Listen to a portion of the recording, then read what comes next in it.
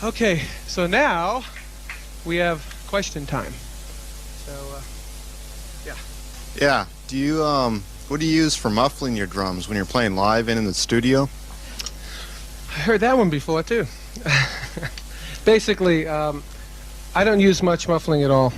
What I do use is my little ring here that would go on a snare drum and give you this difference of a sound. Check it out. That's without it, and with it, it muffles it quite a bit. But not enough to make it totally dead, you know? So this is a pretty good system. I like to use basically just a couple of pieces of tape, one on the top and one on the side of the head. Gives you a little bit of a ring. On the toms, I don't use anything. Straight ahead, heads, no mufflers inside, no tape except for a little piece on the big toms just to stop some of the ringing. And on the bass drums, I put a piece of foam inside about an inch deep, and it's almost the width of the bass drum. And it goes in, just rests on the bottom, goes about almost halfway up on each side, but it doesn't touch either one of the heads. All right? That way you still get a little bit of a deep tone out of the bass drum. It soaks up some of the echo and reverb that's in the bass drum. And on the side, I use a felt strip going down the side. That gives it a little bit of muffling on the head itself. So it's a very live-sounding bass drum. It's not a dead-sounding drum. And when you put all of it together, you get the...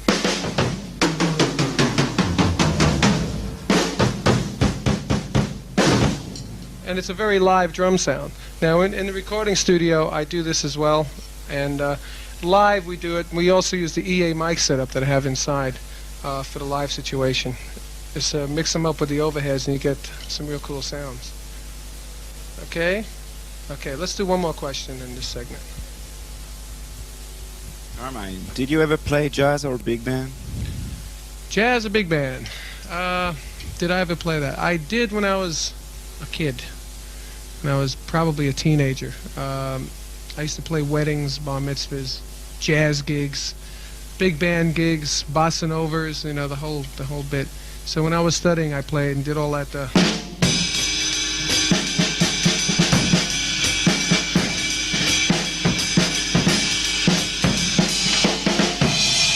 Whenever I play that, I always go like this, you know, back to the traditional grip, just as a habit, I guess.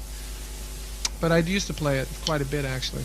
I haven't played that kind of stuff in years, and I think my whole approach to drumming has changed so much since then, because now I play with a lot more power than I did back then. Back then it was like, I used to play like this. And if I played like that in a rock band, you wouldn't even hear me. We'll continue with some more questions. I want to get into these pamphlets. I gave out pamphlets, so everyone has one. And I'm going to open up to the first page, which is 24 ways to do any rock pattern. Okay? Now what this is it's an independence thing. Okay? A lot of people have problems with the hi-hat. A lot of people have problems with the left foot on a bass drum or whatever. So wherever you have your left foot, you know, you may have a problem with it. So this will straighten some of the problems out. So what we're going to do first thing is take a right-handed beat, which is 8 notes on the cymbal, 2 and 4 on the snare, 1 and 3 on the bass drum. Very simple, right? Very simple. Now the thing that's going to make it different, we're going to put the hi-hat in A would be quarter notes, B would be 8 notes, and C would be on the ands. Okay? So these are quarter notes on the hi-hat. All right? Then 8 notes. Right? And the ands, 1, and 2, and 3, and 4, and. So that's A, B, and C. Now also, you notice I got a very heavy click on that hi-hat. So I got the left foot up, the heel is up, and the ball of my foot is actually hitting down on that hi-hat, making a real tight click. Okay, so when we put that together with the other 3 limbs, we get the number 1, which is regular, as written, hi-hat, quarters, 8s, and the ands. So here, this is what it sounds like. There's your basic beat. Quarters. 8 notes. Ands.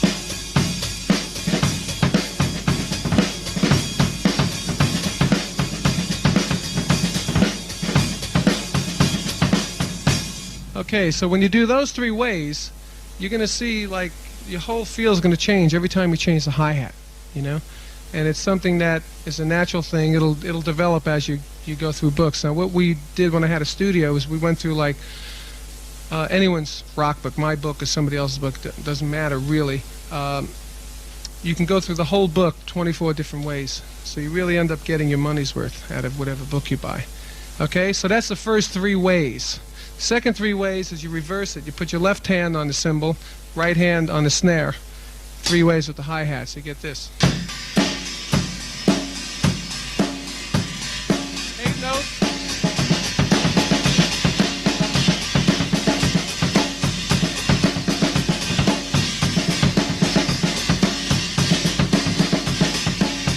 And the end.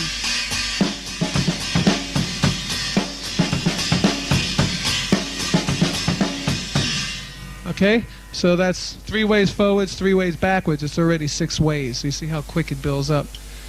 Going back to the right-handed way, going to quarter notes now on your right hand rather than 8 notes. So these quarters are like this. Got quarters on the hi-hat.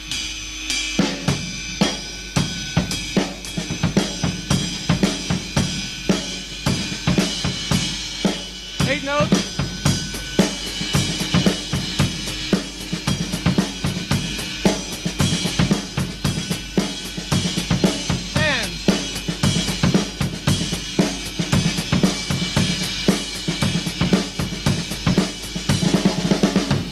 So that's another 3 ways because you're doing right-handed quarters now. And you'll see how all this changes your independence as it goes on. It looks easy when I do it, but you'd be surprised how the hi-hat makes it difficult. Also, if you play double bass drums, you can put the quarters, 8s, and the ands on the bass drums. Now check out what happens, right? Here's a normal beat.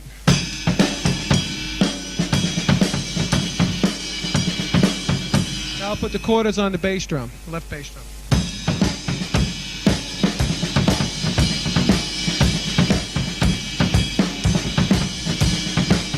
Notes.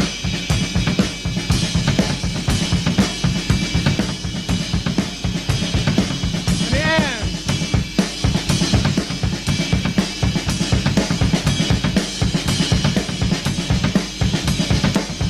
So it adds a little bit of a jungle beat to it, you know, with the left bass drum. Both bass drums are pumping, you know. It gets a little confusing sometimes when I try and put something like that on record, though, because you got both bass drums happening, doing a lot of patterns, you know. It gets real confusing. So if you're going to do something like that in the studio, you should maybe tighten up the bass drum sound by padding it just a little bit, you know. Sometimes it can. You lose the definition is what I'm trying to say. Okay, forward, quarters, now backwards with the quarters.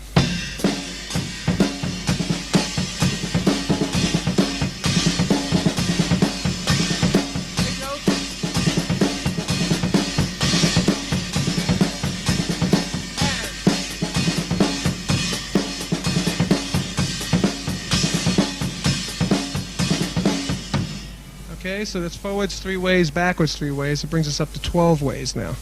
Okay, we're going to go right-handed again. We're going to do the ands this time. Now the ands were developed probably 1972 by Billy Cobham. And actually, yeah, the ands I'm talking about.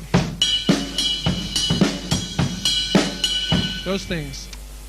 So, anyway, so you go right-handed, do the ands, quarter notes, 8s, and the ands on the hi-hat. So get this.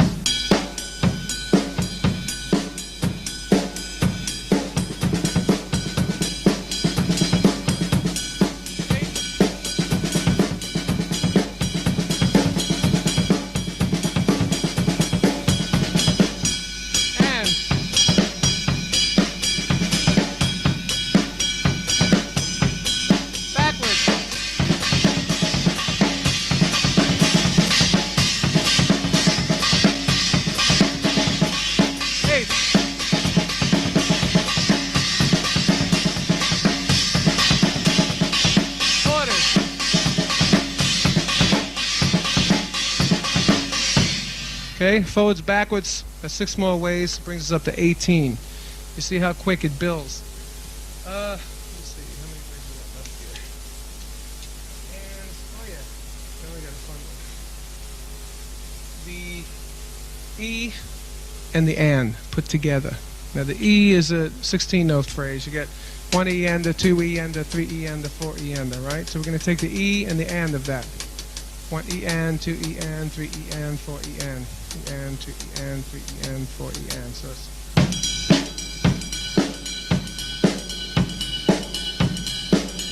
now quarters.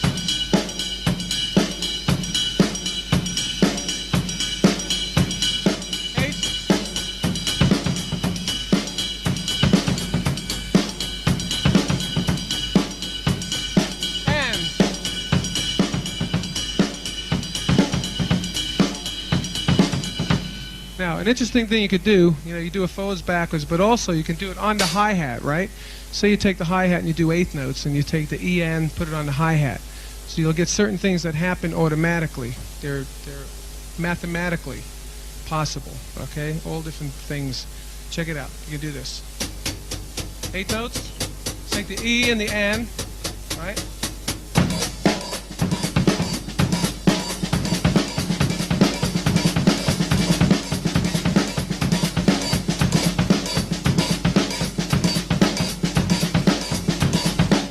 You can just do the E on the eighth notes to get this.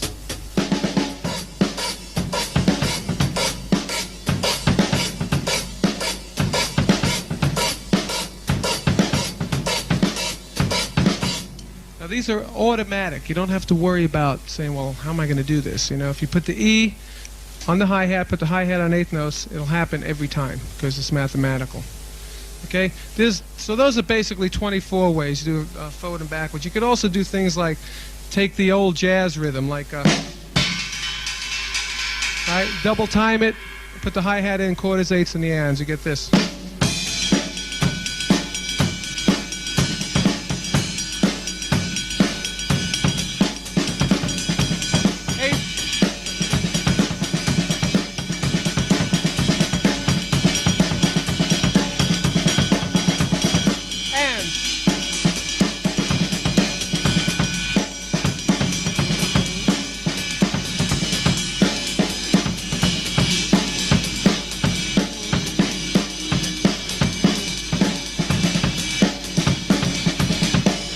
Should be totally independent. Your right hand, your left foot, your left hand, and your right foot. They should just be totally independent when you're doing those kind of things.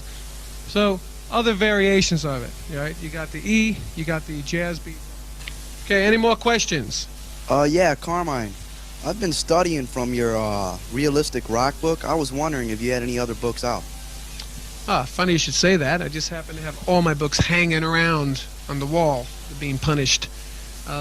Yeah, as you can see, I have Realistic Rock, which is the big seller for me. It's sold over 200,000 units. And in the book we have the sound sheets. The sound sheets are an aid in helping you decipher the rhythms from the music. And I have most of the book down on the sound sheets, and I've been told by a lot of teachers and students they've really helped them quite a bit. So that's Realistic Rock, the updated version. The second book is Realistic Double Feet, which is a double bass drum book. So it's for anyone that wants to learn to play double bass drum patterns and just build up on the double bass drum thing. That one was written about 10 years ago, 1974. The next book is Realistic Hi-Hats, and in the hi-hat book you have over 40,000 variations of hi-hat patterns, because we have layovers that go over the snare drum and bass drum. So if you multiply all the variations, it comes out to 40,000. And that's a book just to develop all your hi-hat patterns, meaning, the hi-hat doing all that kind of stuff. The next book we would have is a new beginner book. It's called Rudiments to Rock. Now, in Rudiments to Rock, it's basically a book that starts you from holding the stick, you're either holding it this way or traditionally or this way. It's a beginner's book. It shows you how to read, how to develop your hands, and eventually building up to a rock drum book, a beginner rock drum book. So that's Realistic, actually not Realistic, it's Rudiments to Rock. The next one is Realistic Reggae. This is the latest one I released last year, and where that is a reggae book. Now, a lot of books today don't have many reggae patterns in it, so I decided to write a book that would include sound sheets. Now on this sound sheet you have a reggae band, or a band minus the drummer playing reggae patterns, and each pattern goes accordingly with the patterns in the book. So you play, say, example 1, you put on example 1 on the record, and you'll have a band playing, and you play to it. So that's the realistic reggae. So that's 5 books. They're all on Warner Brothers Publishing. And for all your Japanese friends, there's a Japanese version of realistic rock, which is the one that has all the funny writing on it. And that one is done in Japanese for the Japanese market, and we're planning to do all the books like in Europe for different languages, and eventually get it all done all around the world. So that covers all the books. Everything but the Japanese version is on Warner Brothers Publishing. The Japanese version is on Shinko Publishing. So if anyone's in Japan, you see this video, go out to your local Japanese store and buy it. Okay, one more question and we'll go on. Carmine, I was wondering, when you play a solo, if you practice it and come up with one ahead of time, or do you just play off feel when you're actually performing it? I usually play off feel, but I think every drummer has a skeleton to the solo.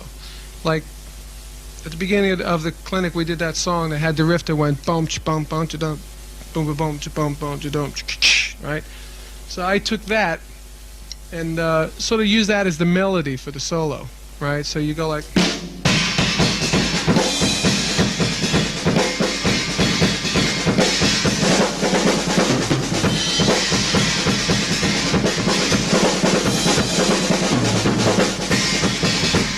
Basically, you could hear the melody happening in that riff, and then I'll take that riff and build on it and build on it until eventually I'll end up in some sort of double bass drum pattern. And I know from there I'll do like double bass drum things, triplet variations, and bring it down, slow it down to like a train coming to a stop, you know. And then from there, it just I play it by ear, you know. Whatever feels good, whatever is coming down at the time, you know, whatever frame of mind you're in. The only thing I do have planned out is at the end of my solo live, when I play like in the arenas, I do a thing with, I use 4 sticks, and I use glowing drumsticks, and I do these flips, and I would do a crisscross, like it would go like a.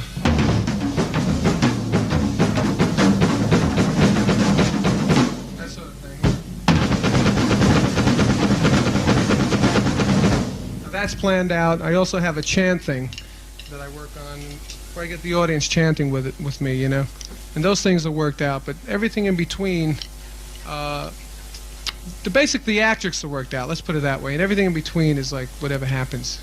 So, and I'm sure every solo that you see, like if you ever see a Buddy Rich solo, he follows a certain, like a pattern, you know. Whenever he does, it's like it brings it down to the rim, then builds it up again, and he's going to end, da-doon, da-doon, da-doon, do that sort of stuff. So everybody has their way of doing a solo, and I think it's a skeleton that you put together in your own mind. Okay. Let me get into the pamphlet again. On this number 2, it's called Single and Double Bass Drum Patterns. These were nicknamed in England, a guy nicknamed them Falling Rocks. And they're exactly what I was talking about in the solo, where you go.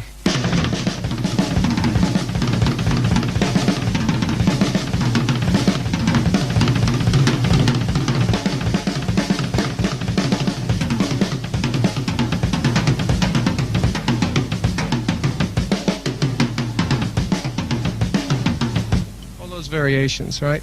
And to develop them, I use a style that's on the paper here, A, B, C, D, E, F. Now, the first one would be 1 and 2 bass drums, or if you play a single bass drum, it would be the single, right? Then 2, and 3, 4, 5, and 6. Okay, so you basically sit down and actually just practice them one after another. And a good way I found that if you come in and you just write, take the initials A, B, C, D, E, F, and you come in and you don't even look at the paper and you just say, I'm going to do B, D, and F. I'm going to do C, A, B. I'm going to do B, A, D. You know, I'm going to do, you know, any of these initials, you know. And then you sit down and you play them and see what they sound like. Now, one that I like is the even ones, which are the B, D, and the F, right? So you take 2, 4, and 6. So you get 4 and 6.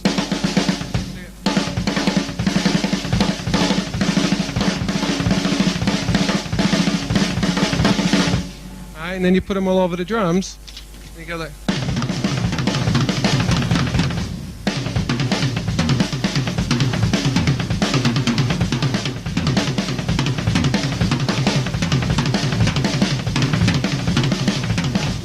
Just go fast or slow, whatever you want to do with them. And they work great with songs, okay? Let's take 2 different feels. First feel will be...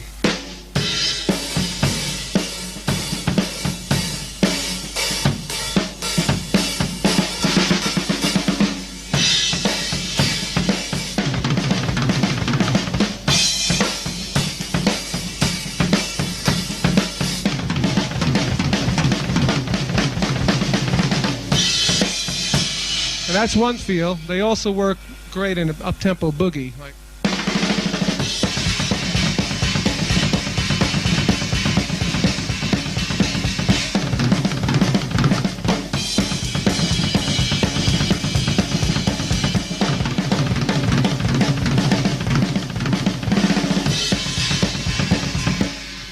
Okay, so they're used for a lot of things, and they're very powerful. That's what I like about them.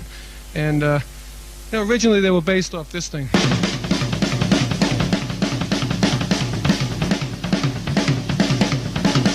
You should be able to do them with 1 bass drum too.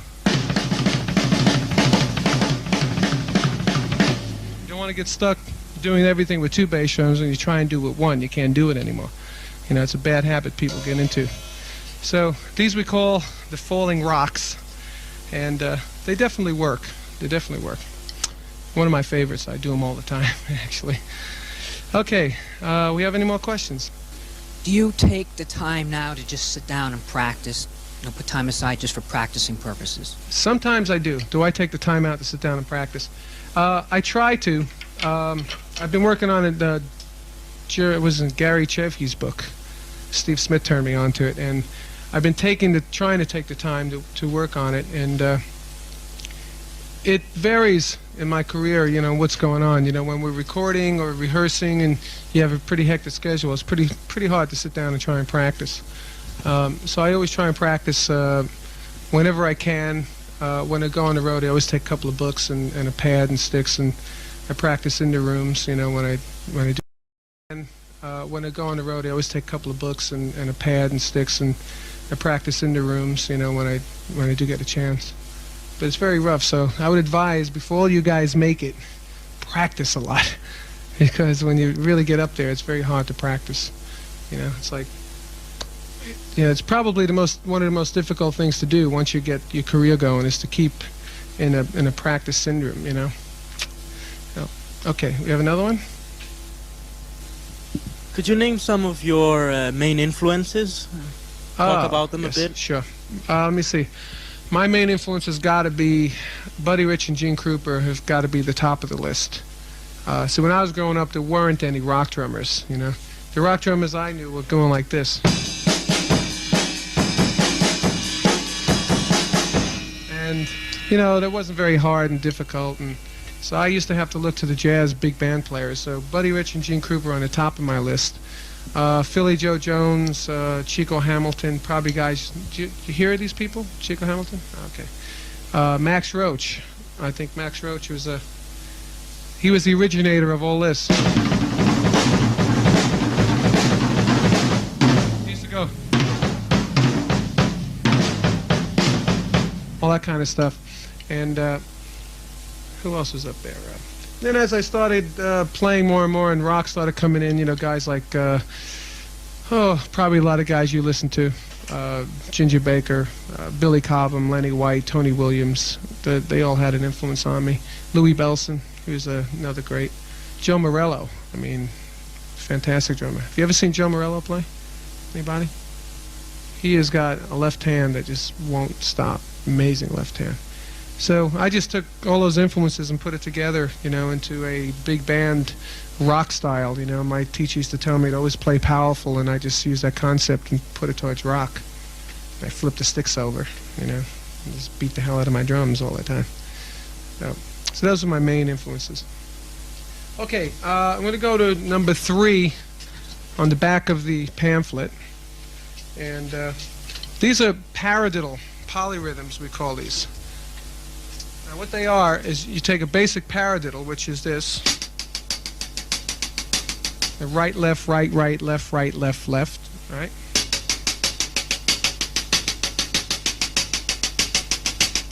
Okay, now when you're learning drums, everyone teaches you to do it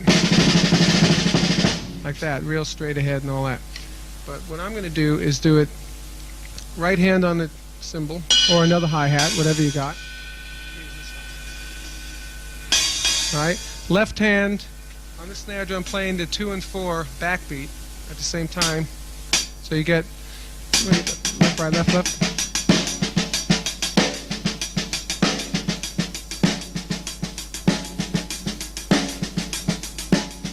That's easy enough. Most people know how to do that. Now you take your right foot, put it on 1 and 3 at first to get a groove going. You get.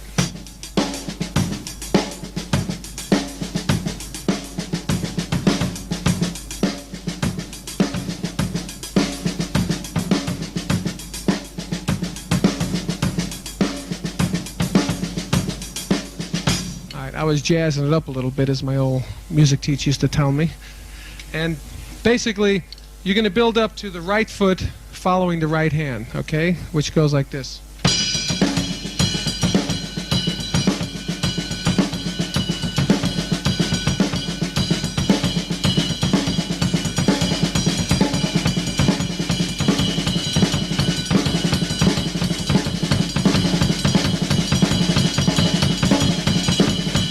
When you get to a certain speed, you knock out the double, which is that. Because when you get to a certain speed, it doesn't really pump through that great. So you go.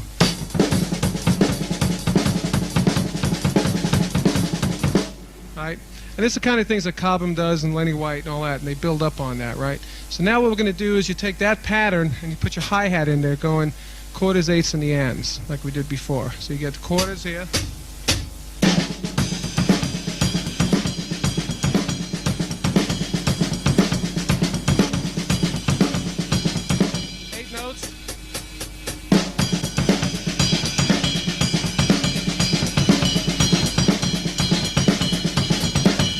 And 2 and 3 and 4 and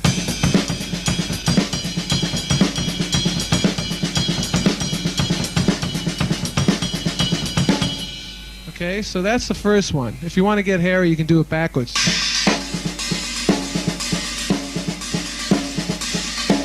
All right, that's not on the pamphlet, but again, with these new concepts, you can just open your mind and do it any way you want to do it, really. Okay, so then we take number 2, which is a variation of that, which is right, left, left, right, left, right, right, left. So you get right, left, left, right, left, right, right, left, right, left, left, right, left, right, right, left. Right hand on the cymbal, left hand on the snare.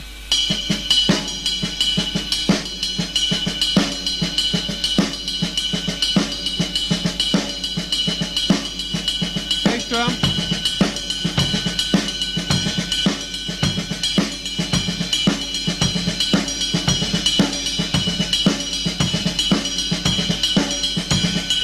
Quarters, eighths,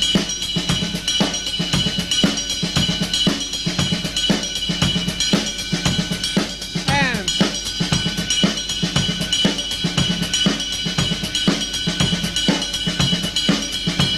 now we're going to get the hi-hat, not the hi-hat, the right foot to follow the right hand. You get this.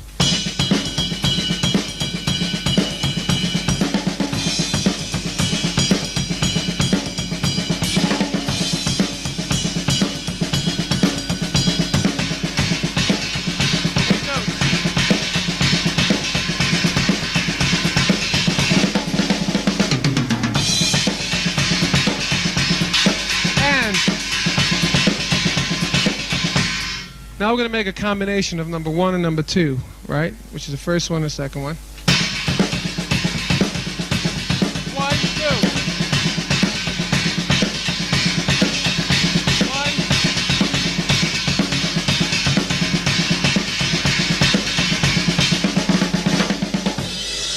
1. Okay, so take these patterns, you develop them, start them slow. You might have to start like a...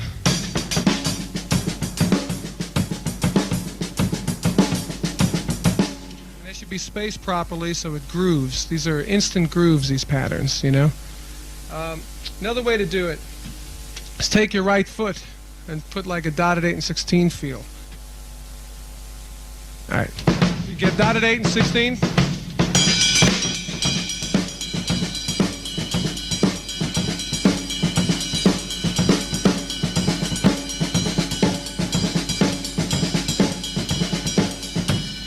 Another way to practice them. You can do both of them that way.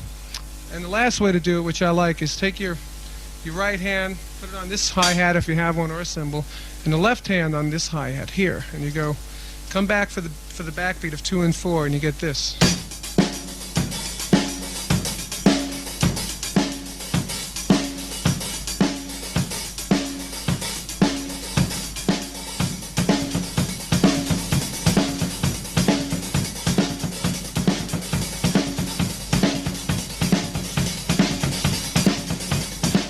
Now, it's sort of in the Steve Gadd vein with, a lot of things he does is with the left hand on the hi-hat.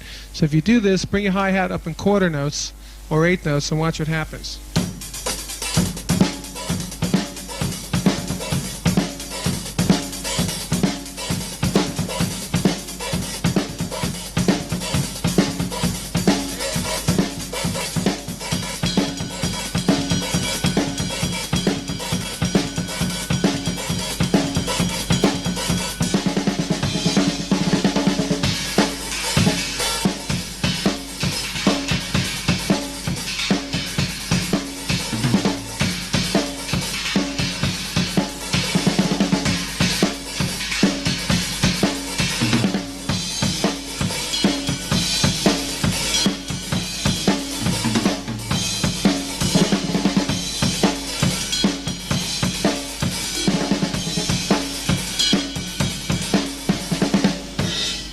So you can go back and forth, It gets like a stereo hi-hat thing happening when you have the 2 hi-hats. So these are, I call them rock polyrhythms. They're really useful for today's music. A lot of people do them. You hear them all over, like the Police use them a lot. Steve Gadd uses them quite a bit. Simon Phillips, everyone uses these serious things. Okay, any questions? I noticed the little fill you use on a snare drum, like rata rata ra, right in between your. Yeah, what's the sticking on that pattern? It's right left, right left. So it's all alternating. It's like 1 and 2, 3 and 4, 1 and 2, 3 and 4.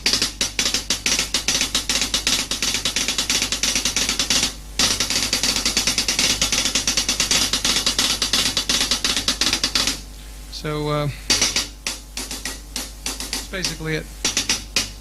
Yeah.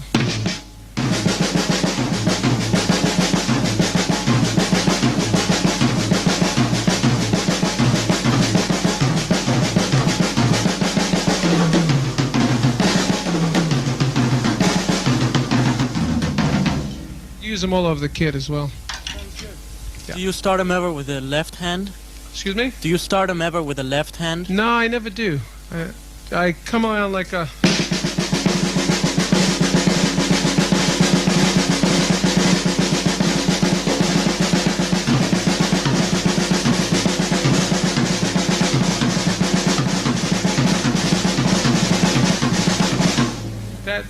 I do sometimes, but not as often as I do it with the right hand. So I'm a right-handed player, I would imagine. That's why. Okay. Any more questions? Yes, Carmine, I was wondering what type of monitor system do you use?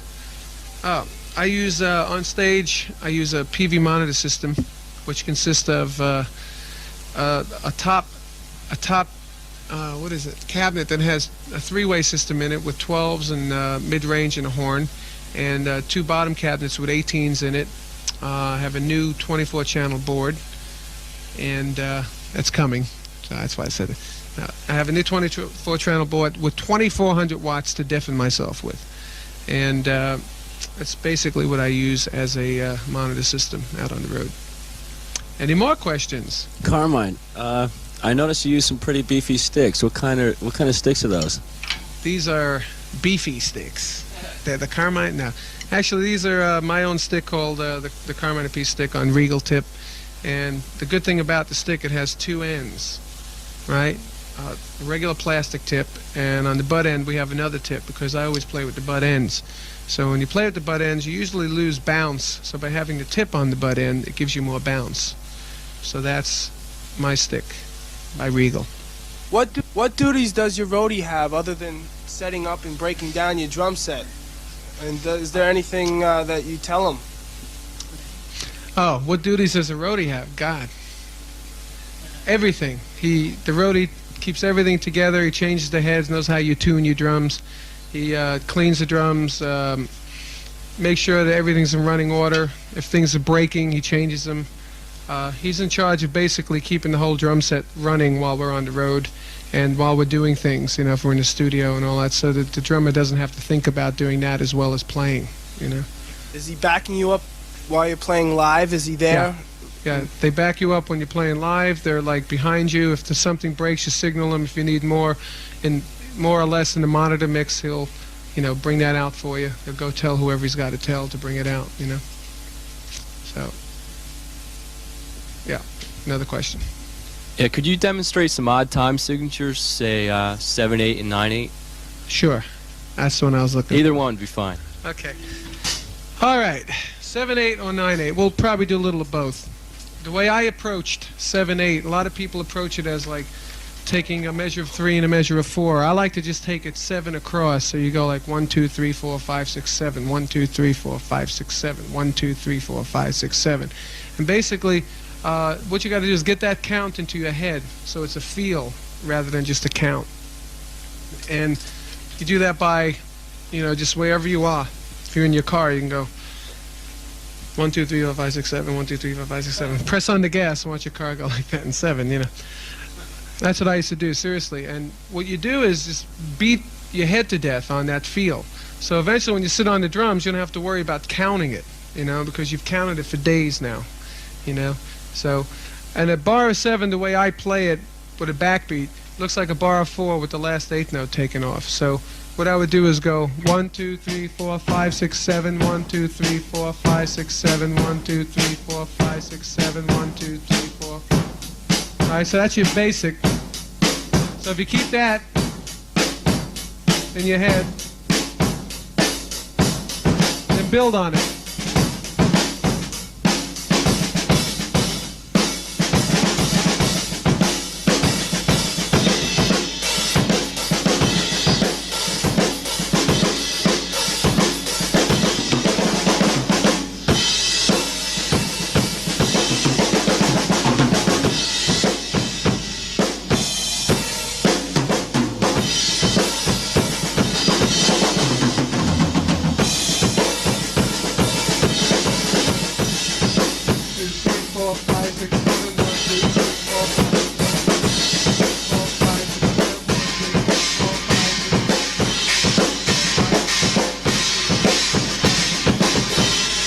Now right there I put quarter notes on the right hand, which if you keep that going, every other measure rather, it'll go on and off the beat. So you go 1, 2, 3, 4, 5, 6, 7, 1, 2, 3, 4, 5, 1, 2, 3, 4, 5, 6, 7, 1, 2, 3, 4, 5. Or if you do the E-N, it turns to a 1. So in other words, go 1, 2, 3, 4, 5, 6, 7, 1, 2, 3, 4, 5.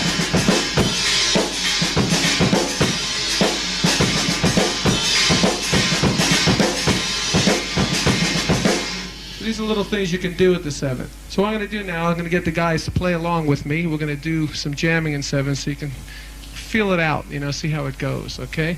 So remember, we're going to start the counting very simple, and gradually it'll get more complicated. See if you can count along and keep the 7 in your own head.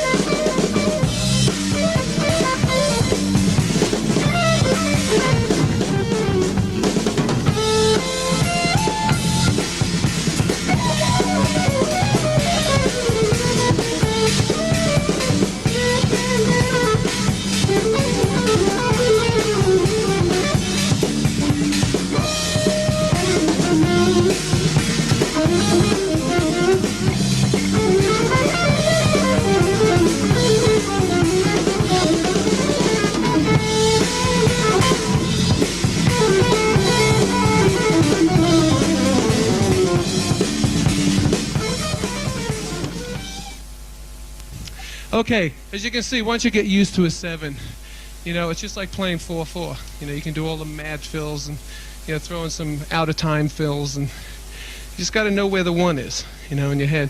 And a lot of times you listen to the other musicians. You know, when I was doing that fill, it goes like this. Now, I was doing it, pulsating it, but I was actually listening to where the rest of the band is going. You have to listen to the rest of the band when you're playing like in a 7, because then you can follow where the 1 is. So if you got a bass player that's playing in 4, you're in trouble. All right, so you get the vibe on the 7. Once you get used to it, you can, you know, play all over the place like everybody was doing on the stage. And we do a 9 the same way, I do anyway. Where you take the 9, you go 1, 2, 3, 4, 5, 6, 7, 8, 9, just straight across. And you end up getting a groove on it. So again, you count to 9, get the feel, slowly build up patterns. So you start with a 1, 2, 3, 4, 5, 6, 7, 8, 9. 1, 2, 3, 4, 5, 6, 7, 8, 9. 1, 2, 3, 4, 5, 6, 7, 8, 9. That's your basic pattern.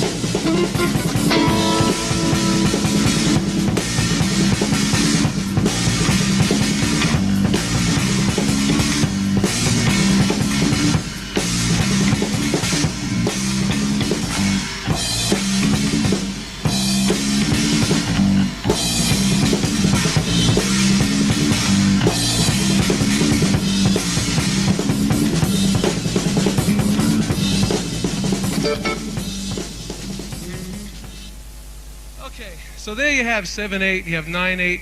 You can do things like 10/8, those are even numbers. The odd numbers work pretty interestingly against quarter notes on your right hand. And a lot of people are afraid of time signatures. The main thing is learn how to count them, get the feel on them. Because once you do that, you'll be able to open up with it, Okay, so our last segment of questions. I know I was asked a lot of questions on the break, so now's the time. Hit me. With your maze mics, I imagine you get a lot of isolation for each drum.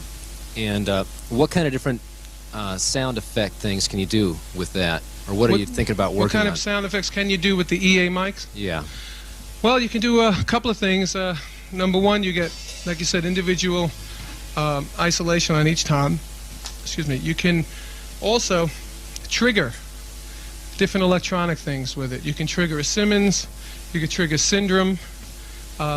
Anything that's triggerable can be triggered by these mics. What they would do is take the place. I like them, and the fact that you don't need a mic stand for them is a great asset.